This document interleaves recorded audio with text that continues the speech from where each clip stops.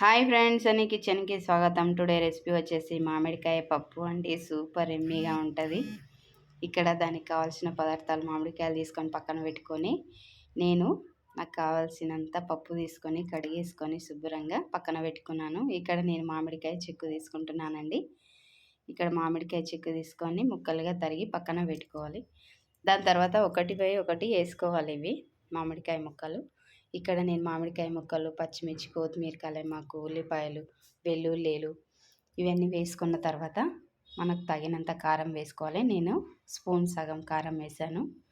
దాని తర్వాత పసుపు వేసుకొని, దాని తర్వాత జీలకర్ర వేసుకొని, కొంచెం అంతా వెల్లుల్లిపాయ పేస్ట్ వేసుకొని, ఇక్కడ ఆయిల్ పోసుకొని, దాని తర్వాత మనం తగినంత వాటర్ వేసుకోవాలి. నేను ముందే వేసుకున్నా కానీ అవి సరిపోలేవని మళ్ళీ వేసుకున్నాను. మూత పెట్టుకొని 2 విజిల్లు 3 విజిల్లు మనకి ఇష్టం ఎంతన్నా పెట్టుకోవచ్చు. నేను 3 విజిల్స్ పెట్టుకున్నాను. బాగా ఉడికిపోతుందండి 3 విజిల్స్కి.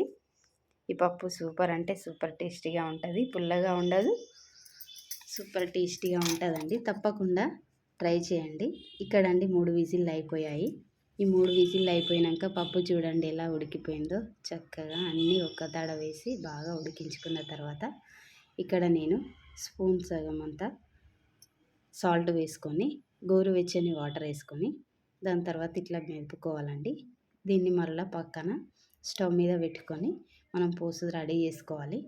పోసు అంటే జీలకర్ర, ఆవాలు, ఎండుమిర్చి, ఇంకా వెల్లుల్లి కూడా వేసుకుంటే సూపర్ టేస్టీగా ఉంటుంది. కలెమాకు కూడా వేసుకున్నా, ఇంగువ వేసుకున్నానండి.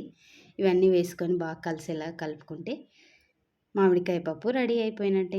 తప్పకుండా వేడి వేడి రైస్లో కానీ చపాతీలో కానీ సూపర్ ఉంటుంది. రైస్లో అయితే ఇంకా చాలా బాగుంటుందండి.